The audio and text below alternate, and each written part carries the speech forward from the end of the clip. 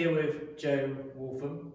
Today we're going to talk about overcoming fears and also what Jo's achieved so far and where she is now. So if you just want to say kind of why you got started on the programme and what for. So I joined just after Christmas last year because I'd been putting on weight over time, and I reached a point where I just felt frustrated with myself that I hadn't really done anything about it. You know, usual thing, tried different things, never really took them on. And I had just been going through the process of becoming an approved parliamentary candidate, and I knew at some point in the future there was going to be a general election, and I just wanted to improve in my mind my appearance so that I would have more confidence when it came to the general election. Yeah, cool. Which is right now. Yeah. So what have you achieved since then? If you should kind of go over that. I lost the first stone rather quickly in 3 Yeah. months, so I was really pleased about that. This second one has been a little bit slower, but I'm just a pound off achieving that. So my aim is by Christmas to basically be ending the year 2 stone lighter than I started it. It would just feel amazing. Yeah, and I think that's really good because the weight is quite normal for it to come, the first bit to come off more quickly. Obviously you change habits. Unfortunately, that when it goes slower, there's 2 ways you can kind of think about it, isn't there?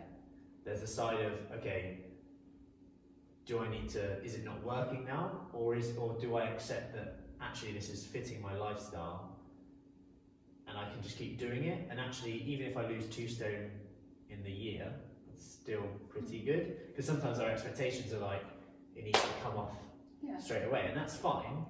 But I guess there are some more compromises you'd have to make if you wanted to make it. Yeah. So I remember a conversation with you, I don't know, February, March, something like that, and I sort of said, oh, I've only lost a quarter of a pound this week, and you were like, but a quarter is yay much over so many months. Yeah. And that made me sort of think that as long as it's a downward trend, I'm kind of okay with that. I don't feel like I've made any sacrifices. I don't feel that I've really substantially changed things. So I'm quite happy with the progress. I mean, what has most changed is mindset. Yeah. And it's about thinking about when I'm in the Waitrose and I'm looking at the chocolate thinking, I really want a bar of chocolate. It's like, well, I can have the chocolate, but it means that I won't lose weight this week probably. And accept that. And I'm going to repeat about what you told me a load of times, and accept that. Or think, well, you know what, if I don't eat that chocolate, I'm going to be more on target and I'm going to feel better about that by the end of the week. So, I mean, sometimes I buy the chocolate, sometimes I don't.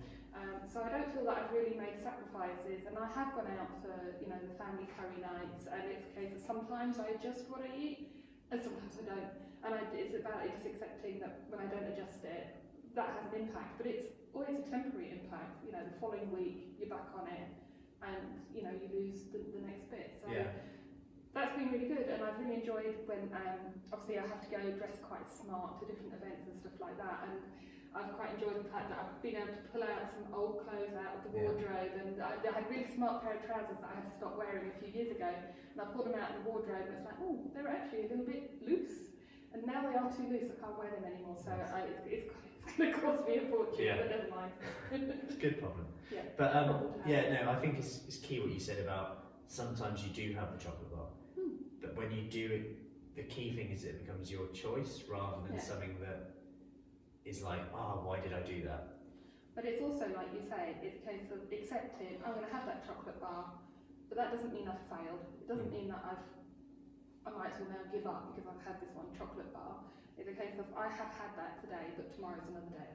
Yeah. You know, sort of thing, and you know, just take it one day at a time. Yeah, because I always say that time spent dwelling between I shouldn't have done that or should have done this instead. Every time you go into the shoulds or should not, you're kind of arguing with reality, right? Which means you're going to lose. It's the reality. So it's just energy wasted on that, where you could be thinking, okay, like I just had a chat with one of the ladies a minute ago.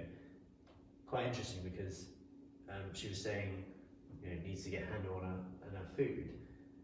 and it's kind of can be quite an overwhelming thing. When you just say, on my food, I don't know where to start, my head's not really in it, I'm enjoying the exercise, but don't know where to start with the food. But you can start at one meal, you know, breakfasts, for example, get breakfast sorted. That's what I found really useful, is I actually have, when I say feel like I haven't changed things, obviously I've quite significantly changed my lunches, because lunch normally I'm at home, either just me and my husband, obviously at weekend me and the kids and everything, but and also you say that eggs are great, so I actually have eggs a lot more more regularly, whether it's an omelette or a fried egg on toast or avocados and eggs and stuff like that. So I have actually changed my lunches and reduced the amount of bread I'm having and focusing more on having more protein. So it's actually I've really focused on having more of things rather than less of things, and that's what's really helped for me anyway. No, that's a good way of putting it, rather than thinking what you can't have, because there's nothing you necessarily can't have. Exactly, that's the thing. Yeah.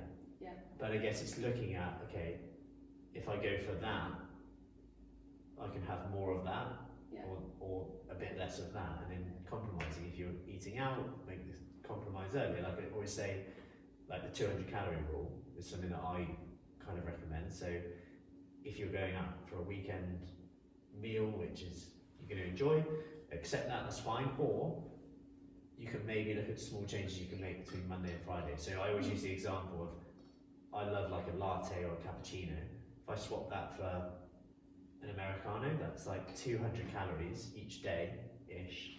That's 1,000 calories that you've saved up over the week. Then at the weekend when you have that meal.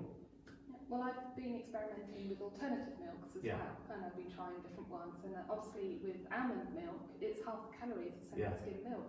So it's a quick plug for Costa here.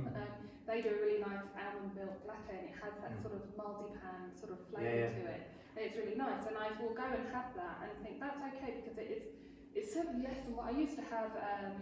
A full fat latte with a caramel shot, and now I'm having an almond milk latte, and actually I tend to now not have it with sugar as well. I'm trying to really reduce the sugar down, and it's actually quite sweet, the almond milk, so I find I don't need it, especially if I ask for a single shot latte rather than a double shot. So I sort of think, well, that's good. And actually now when I go in there, normally I would always get a coffee and a cake, but I now just go in and I just have the coffee, because I've decided I don't, having the cake means I can't have something later on.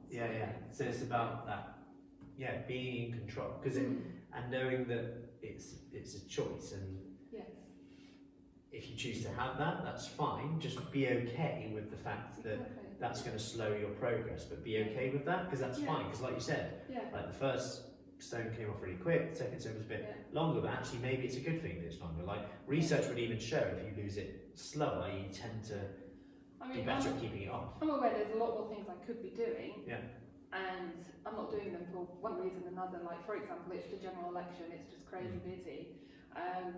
And I'm just really pleased that actually even during the general election I've lost a pound or two. So I'm really surprised, because I've really not been thinking or focusing about food at all. So in a way that's quite good, because it means that my changes I've made now must be habit.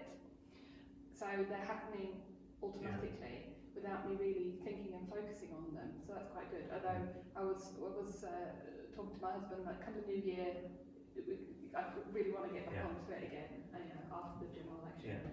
But that's good if you can do it now, when obviously you've got, things like with the general election. So obviously in terms of like, you could say like being nervous for events and stuff, that's only normal. So like, you've had.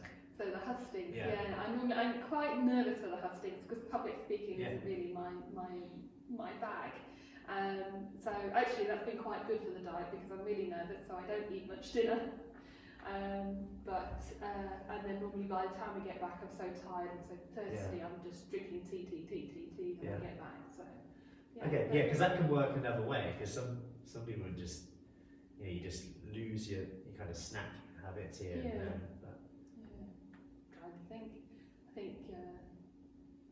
I think I've always, after the hustings, I've been so thirsty that that's what I've been focused on, in drinking lots of tea.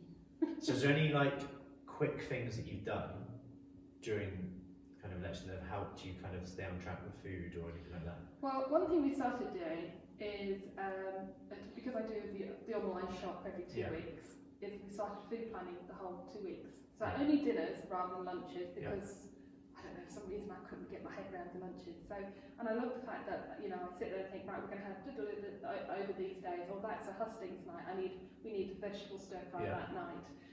Oh, that's the Friday night, we haven't got anything going on, it might be nice to cook something that takes a bit longer or something like that.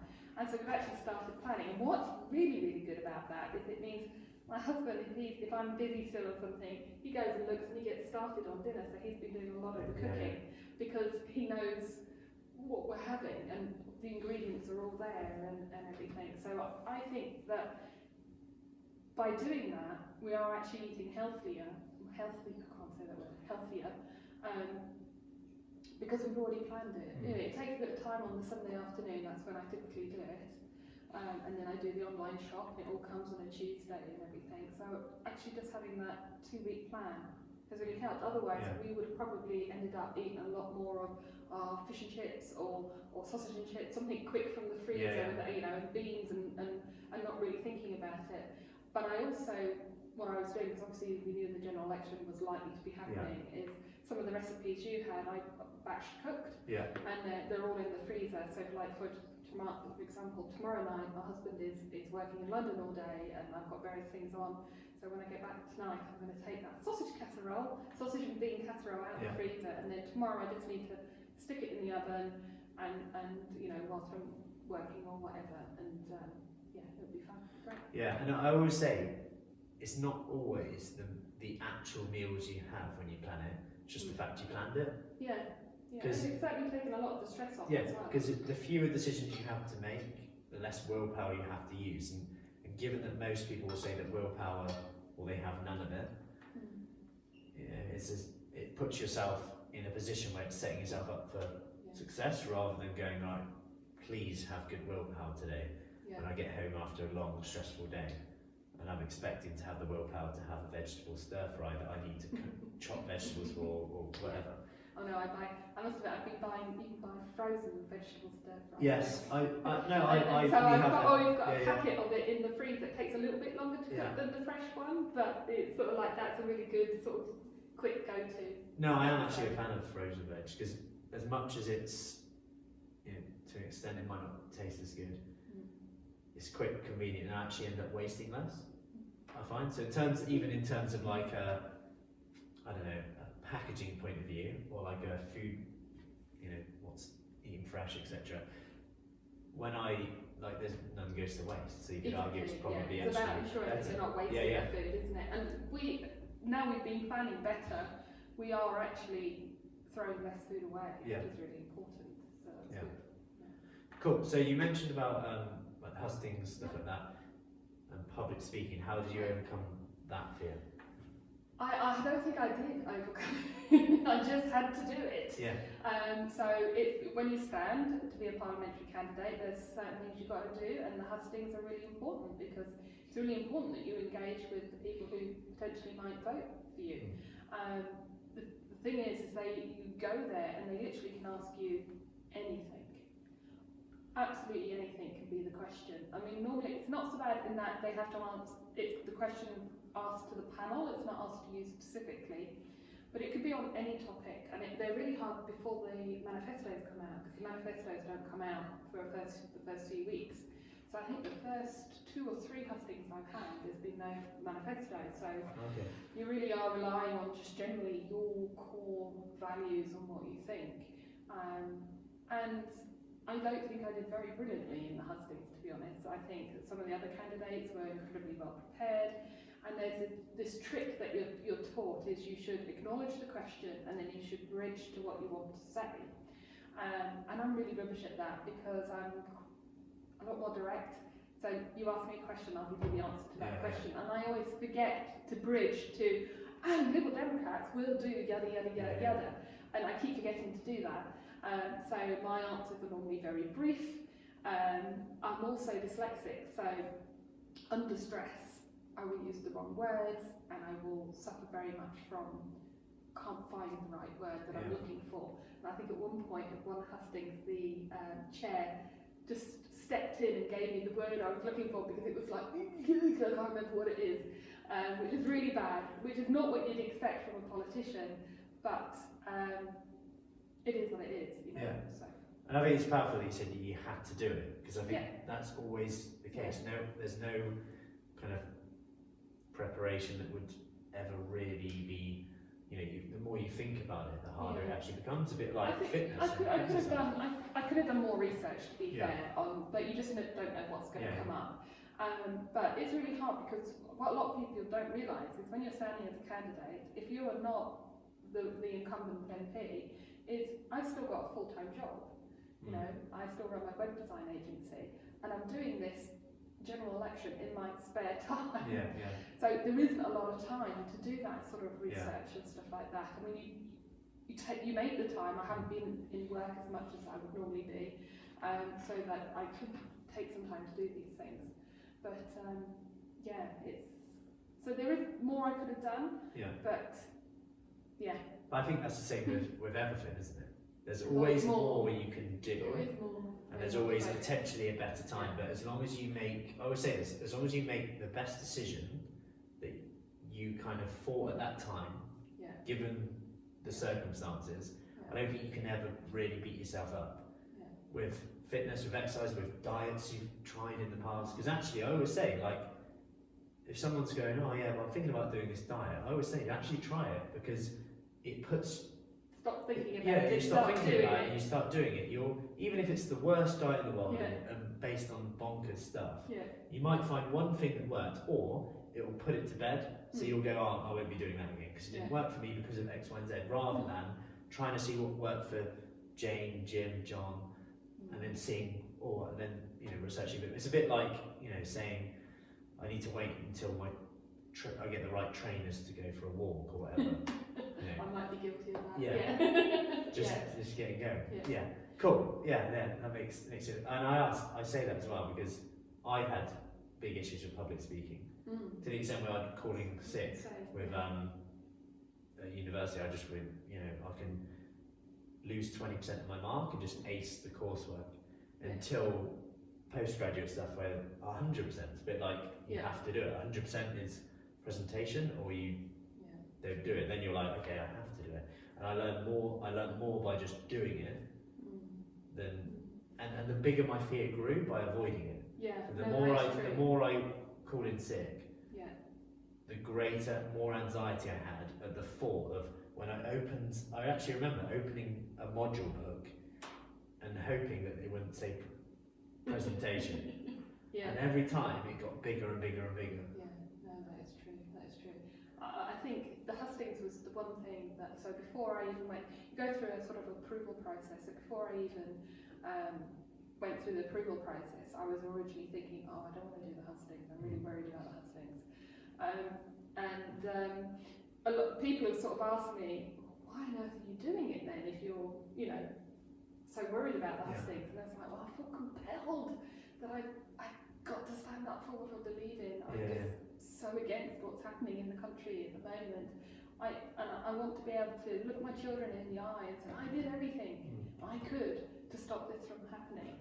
And so I felt compelled to do it. But the real turning point for me is I was at a Liberal Democrat regional meeting, and Vera Hobhouse, MP for Bath, Liberal Democrat MP for Bath, was speaking at that conference. So it was the lunchtime before she spoke, and I was just quietly sitting there eating my sandwiches, and somebody popped up and sat down next to me and said, hello, I'm Vera. And I went, oh, hello, I'm Jo. And I thought, I will never get an opportunity like this again. And I said, what's the most important quality for an MP? What's the most important skill? And I was expecting her to say, oh, you need to be able to do robust debate or public speaking or something like that. And she really surprised me. She said, oh, it's patience. And I just thought, I was like, sorry, what? And she goes, well, people will come to you. When you're an MP, you're representing people, you're their point of contact for help. And she goes, people will come to you with problems that need solving. They might not even be solvable, they're difficult problems. And she sort of said, and these things take time, and she goes, so you need patience and problem solving and good listening skills and good understanding.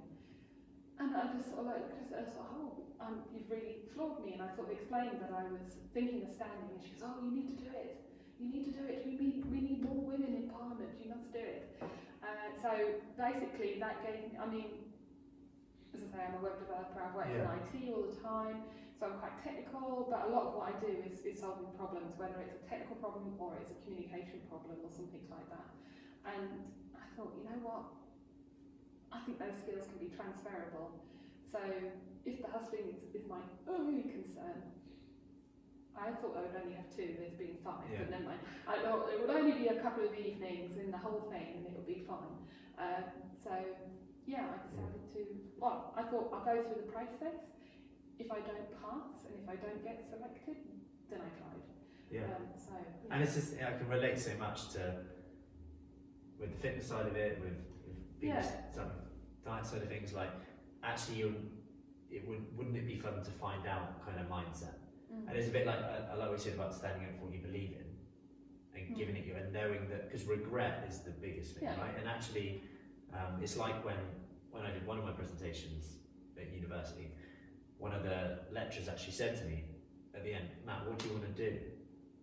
And I was like, what do you mean? What do you want to do if you're, and I was like, oh, I want to go into nutrition. And they were like, yeah, well, you've got to learn to public speak to be able to spread your message. You can have all the knowledge in the world. And that he even said that's the problem with a lot of nutrition researchers. Like, they do great stuff, but if they can't, and then what happens? Then what happens is someone who can speak will misinterpret your research and do a documentary on it. That's what happened. A Netflix documentary. Interesting. So how have you found the exercise? Yeah, always good fun. I can't believe I've been coming for a year and I don't think we've ever played the same game twice. So it's always good fun and made some good friendships here and everything. And it was one of the key things I noticed in the first few months is when I previously have joined gyms and stuff like that, I was always like, oh, I don't want to go to the gym. Oh, I suppose I need to go to the gym. But actually, I was putting my trainers on and I was looking forward to coming. And I think that is what you do quite uniquely. Good. And thank you. No, that means a lot, because actually the way I see it is everyone's busy. You're spending half an hour, so I want to make that half an hour as escapism, fun, you know, and at the same time getting fit, stronger, so you have more energy, feel better, make better decisions, make everyday tasks easier, not to mention bone density or them. All of those other things. I mean, it's great because, you know, obviously being politically active, a lot of what you do is knocking on doors and delivering leaflets and being out and about, and you do need quite a much bigger level of stamina than I had a year ago. I think I would have struggled with some of the things that we've done if I had not improved my fitness. But it's just the same. It's just fun, and I think it is. Well, that's what I was going to say. I also like how you throw in your yoga session, your mindfulness session. I've never really done mindfulness before, and I'm still not very good at it. I'm still not quite sure what it's about, but I'm, you know, it's like just giving it a go, giving it a try, and see what's working. And you don't have to do everything, just do some of it. It is, and actually, just by trying it, like we've kind of said, you might take something from it that actually helps you in a certain situations when you're faced with chocolate. Who knows? So if I wanted to go over what's the one would you say is the most significant change? It could be a small change, but significant change that you feel has had almost like the best impact. Wow, I don't know. It could be anything with. I was going to say, I kind of joked that I called this really my egg diet, because I used to avoid eggs because I thought they were fatty and bad for you and everything. Whereas now I'll have, well, I haven't the last few weeks, but often will have eggs at lunchtime. And that's kept me filled up, so I've not had my mid-afternoon biscuit and things like that. So, but that seems a really silly thing to say. No, sometimes it's the simple things. And it is about not denying myself things. Because that makes it really hard. As soon as you deny yourself something, you want it more. So I think it's about accepting that if I want to have that, it's like my husband will get a bottle of wine. He goes, "Oh, would you like a glass?" And I go, "Well, I'd rather have my calories in chocolate, please." So now he gets a bottle of wine and I get a small bar of chocolate or something like that. So, but it's about thinking, I don't just have that glass of wine because my husband wants a glass of wine and he doesn't want to be sitting there drinking a glass of wine on his own. And you know what, if he wants a glass of wine, he can have it. I'd rather have my calories elsewhere. So it's about taking the control and choosing what I'm eating and so on. And, no, I like that. Just coming out to the exercise classes, you know, I do 2 or 3 times a week.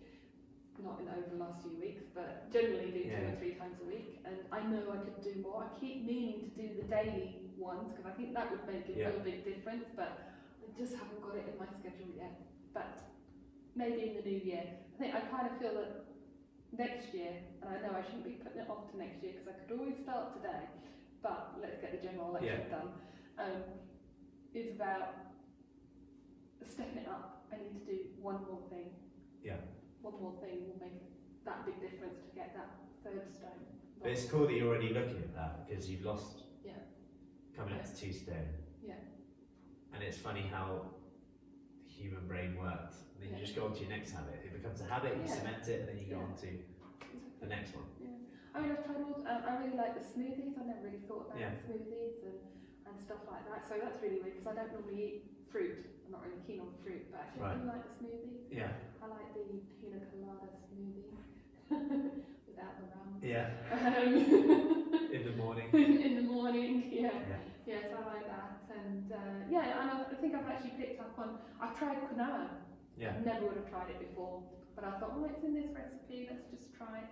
Oh, it's actually rather nice with the courgettes and the poached egg. I quite like that. So it's about just stepping out of your comfort zone.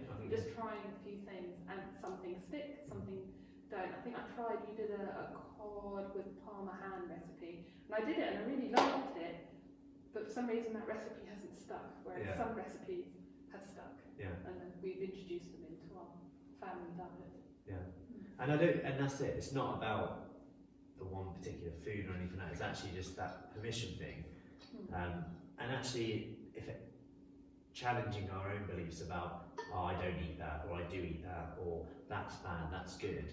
Because actually, like the egg thing, if someone thinks an egg is bad, then it stops them having biscuits or whatever 2 hours later, what's bad compared to what? As I always ask. Well, I mean, I hadn't realised, I know it sounds really stupid now in hindsight, I hadn't realised the importance of protein. And it's a case of often, if I go to, let's say I'm going to a coffee shop or something and I need a quick lunch, it's like, I actually look at the calories and protein now, and I try and find the least calories with the most protein, even if that is the egg roll or whatever it is, and so on. So it's about, I hadn't really taken that on board, I hadn't really worried about it, and it made me realise that actually, because I have a mostly vegetarian diet, that I wasn't really eating much protein at all. So, and I was eating a lot of cheese, and then a lot of biscuits because I was getting hungry. And by just swapping that around and introducing many more eggs, it's made a really big difference. And I think that's the fact you're being flexible, trying new things. It's going to lead you to the answer just by doing it. I know you said about protein, calories. They're literally the 2 things that kind of have the biggest role to play in sustainable fat loss anyway. So you apply them. Even if you ignore everything else, like you can overcomplicate it and say no carbs after 6 p.m. Eat breakfast, don't eat breakfast, don't have carbs at this time, low fat this. But actually, if you just focus on calories and protein, everything else is irrelevant after that. It's a good first start, isn't it? You know, and then if you want to get more complicated about it, do so. But I haven't got time for that. That's fine. And you haven't really needed to. No, because I think there's other things I can do before reaching that, like doing the daily exercises, and I really must get started on those. But I just know it's not going to happen this side of the new year. Maybe you have a big fanfare for the January one. Come on. It'll have to be. The anti-detox, maybe. We'll see. Perfect. Anything else at all at the moment? Anything else? No. It's like, actually that's another thing I've not done. See, by now I would be buying mince pies and just have mince pie. and we were in the supermarket and I was looking at the mince pies and I thought, I know if I buy those, I'm going to have a mince pie every day, so that's not going to be good, so I'm going to leave that closer to Christmas, and then it will be great for Christmas. So as I say, it's about, instead of just doing something without thinking about it, it's actually thinking, well, before I buy those mince pies, because I really like mince pies, I know I'm going to eat them if I have them in the house, so let's not buy them yet. Yeah, so that's interesting. Yeah, one of the other ladies, she said, I went shopping the other day and I was like, oh, I better buy, I can't remember what it was, it might have been like After Eight or something like that. I better buy them because so-and-so likes them. Yeah. But yet, they're not coming round for a while. And it was almost like permission to self-sabotage. Yeah, yeah. So she didn't buy them because she thought, you know what, even if they do want them, I just don't want them in the house. But yeah, because otherwise I'm going to eat them. I would eat them. I'll eat them. If I had After Eight in the house, I'm going to eat them. Yeah. Before it. Yeah. Sure. Yeah, cool. I think that's great. everything for now. Well, thank you very much. Thank you. Take care.